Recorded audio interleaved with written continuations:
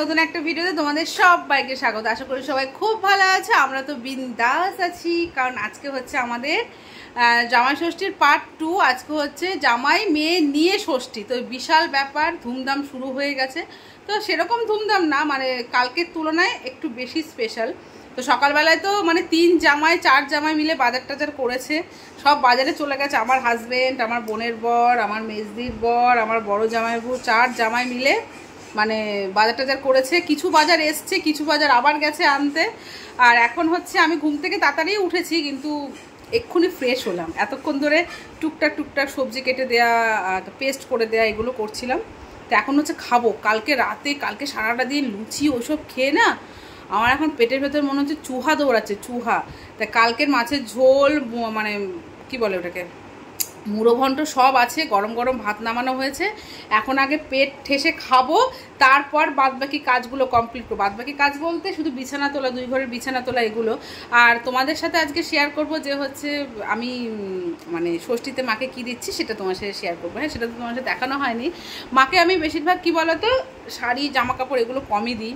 মানে আমি ইউজ হবে এরকম জিনিস দিই। এর আগের বছর ষষ্ঠীতে মাকে তো এসি দিয়েছিলাম, ওটা হয়ে গেছে। এইবার দেবো সেটা চলো তোমাদের বলেই দিই, ঠিক আছে? তো তোমাদের দেখিয়ে দিই। এই যে এই আলমারিটা দেখতে পাচ্ছ, এরকম শুধু ফাঁকা পড়ে থাকে, ঠিক আছে? তাই ভাবলাম যে মাকে তাহলে এটা পুরো চারিদিকে কাঠ দিয়ে, নিচেরটা হচ্ছে প্লাই হবে, নিচেরটা ঢাকা থাকবে, আর ওপরে দুটো হচ্ছে কাঁচ হবে। এই জিনিসটা মিস্ত্রি সকালবেলা আমি ডেকেছি, মানে কালকে বলে এসেছিলাম, সকালবেলা এসছে আর এখন দেখে গেল, মাপটাপ নিয়ে গেল।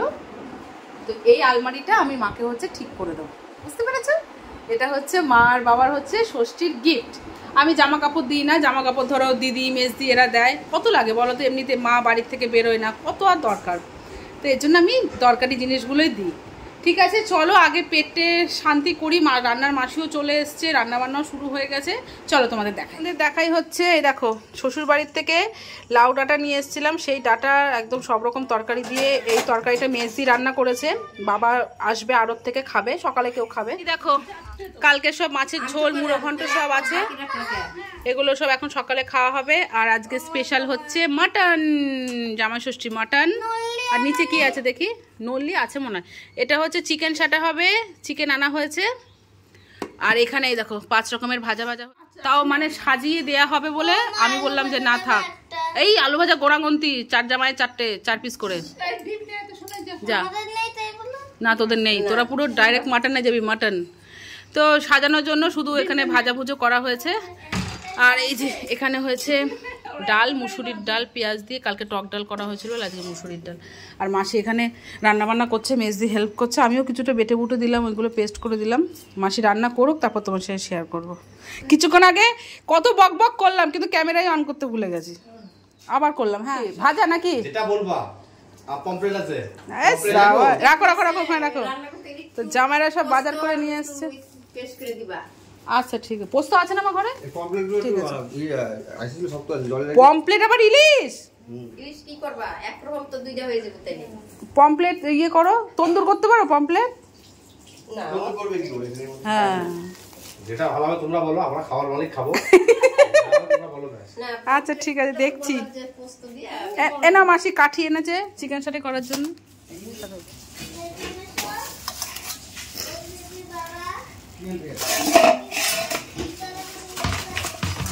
বাবা কত বড় বড়।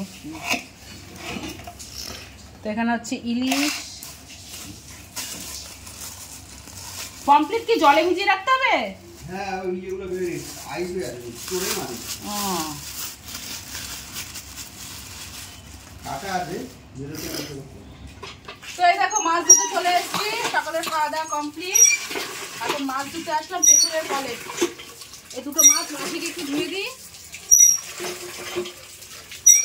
মাসিকে মাছগুলো ধুয়ে দিলে হাতে হাতে করলে মাসিরও একটু কাজে তাড়াতাড়ি হবে, রান্না বান্নাও তাড়াতাড়ি হবে, তাই না? আমরা আবার আজকে ভালো কথা তোমাদের বলিনি তো, আজকে আমরা কলকাতায় চলে যাবো। দুপুরে খাবো দাবো, সন্ধ্যের ট্রেনে কলকাতা যাবো। আবার শুনছি নাকি ট্রেনেরও ধর্মঘট, কি হবে না হবে জানি না, তবে ইচ্ছে আছে আজকেই যাওয়ার, দেখা যাক। ঠিক আছে, চলো মাছটা দিয়ে আর একটা থালা নিয়ে আমি। বাবা ষষ্ঠীর রান্নার ঝাঁজ উঠে গেছে। তো এখন রেডি হয়েছে সমস্ত, একটু হাতে হাতে করে দিয়ে আমি একটু রেডি হয়েছে, কারণ এখন বাজারে যাবো, বাইরে প্রচণ্ড রোদ, জানি না ফিরে আসতে পারবো কিনা। বাবারে বাবা, তো আমি আর হচ্ছে আমার দিদির মেয়ে যাচ্ছি। মেয়েকে বললাম যেতে হবে না রোদে, তবুও যাবে। তো যাচ্ছি হচ্ছে বাবা টাকা পয়সা দিল যে 4 জামাইয়ের জন্য গেঞ্জি কিনতে। তো কিছু কিছু জামাই গেঞ্জি কিছু কিনবে না, টাকা নেবে। আমার বর যেরকম প্যান্ট কিনবো, বলে তুমি টাকা নিয়ে আসো, আমি কলকাতা থেকে প্যান্ট কিনবো। এর জন্য ওর প্যান্ট কিনবো না, মেয়েদের জামাইবো তাই। আর শুধু 2 জামাইয়ের জন্য গেঞ্জি কিনতে যাচ্ছি, ঠিক আছে। আর মেজদি বা আমাকে দেবে, ওই জিনিসগুলো কিনতে যাবো। আর আমি তো তোমাদের দেখালাম যে আমি কি দিয়েছি। চলো বাজারে গিয়ে তারপর তোমার কথা বলছি, ঠিক আছে। দেখো রোদ, চল হয়ে গেছে রেডি, চল। পেলাম না যেত বাবা, যাস না বাবা, রোদের মধ্যে থাক, যাবি। চিকেন সাথে ভাজা হচ্ছে আর খাওয়া হচ্ছে। এই যে ভাজা হচ্ছে আর ওইদিকে হচ্ছে মাটন হচ্ছে, আর বাদ বাকি সব রান্না কমপ্লিট।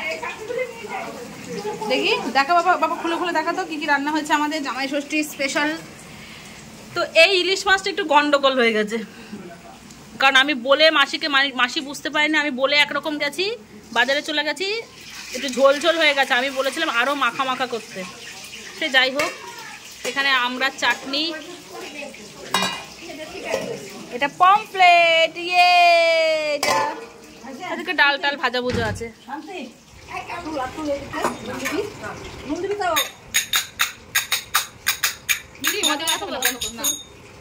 সব বাটিতে বাটিতে বাড়া হয়ে গেছে, আর আমি এখানে ভাতটা রেডি করছি, থালা রেডি করছি, থালা। সব জামাইরা চলে এসছে, এখন আমাদের খাওয়া দাওয়া হবে। ওই তো বড় মেশা আসবে। চশমাটা কোথায় দেয়?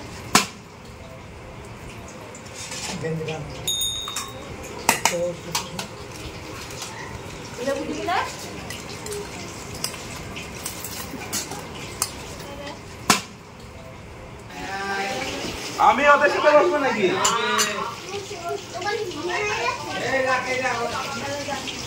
জামাইদের সাথে বসবো। না না দাঁড় করাতে হবে না, তুই থাক, দাঁড়া ছবি তুলবো। ঢুকিয়ে দিল,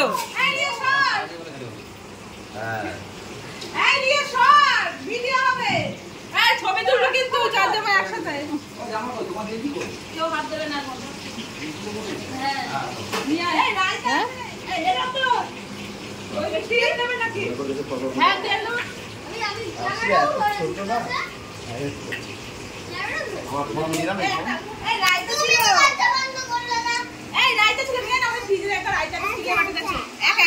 সবাই দেখো খাই দেবো আমি, তোমাকে সবাই খাচ্ছি, তাড়াতাড়ি খাও। মাছি মাছি মাছি আলু আলু আলু ভাজা, বাবা কি না সব তাকাও। এত বড় জামাই হলে হয়? মা সরো,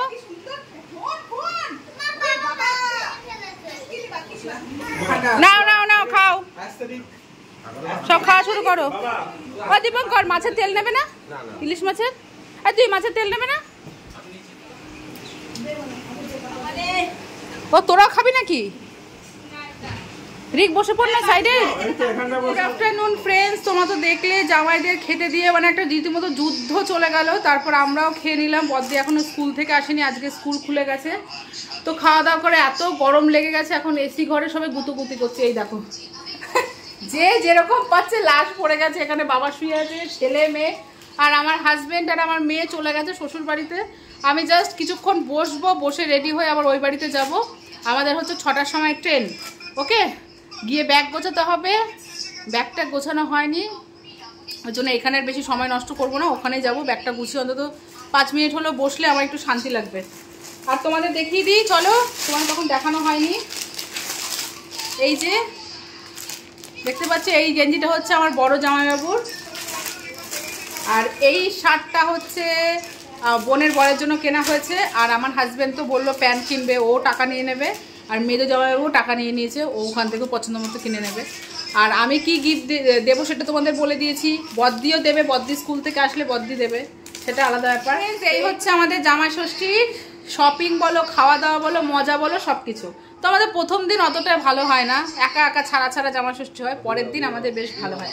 তাও তো বদ্দি স্কুল খুলে গেছিলো, বদ্দি আসতেই পারলো না। ঠিক আছে, চলো আমি এখন একটু সবাইকে টাটা বাই বাই করি, রেডি হই, তারপর তোমার সামনে দেখা হতো। সবাইকে টাটা করে এখন বাড়ি যাচ্ছি, ষষ্ঠী খাওয়া কমপ্লিট। এই দেখো, ওদের বলছি একটু আমাকে দিয়ে লোটা কম্বল অনেক হয়েছে, এখন ওই বাড়ি থেকে আমি ব্যাগ গোছাবো তারপর। এখন বাজে 5টা, আমাদের 6টা কত যেন ট্রেন। তো আমি যেমন অবস্থায় ছিলাম তেমন অবস্থায় শুধু চলে এসেছি, শুধু ড্রেসটা পরেছি। এই তোরা যাস? হ্যাঁ কলকাতায় চল। তো যাই হোক রেডি হয়ে স্টেশনে চলে এসেছি। এখন বাজে কটা, যাই হোক আমাদের 6টা 20-তে ট্রেন, পুরো রাইট টাইম। এই যে আমার ফ্যামিলি দাঁড়িয়ে আছি, বাড়ি যাব। তারপর বাড়ি পৌঁছতে 10টা 10:30। আমার শুধু গলা শুকিয়ে আছে, শুধু জল তেষ্টা পাচ্ছে, মানে একটু রেস্ট পাইনি না। তারপরে মাটন তো রিচ খাবার খাওয়া হয়েছে। ঠিক আছে তাহলে চলো, আমি বাড়ি গিয়ে কথা বলছি। এ বাবার জন্য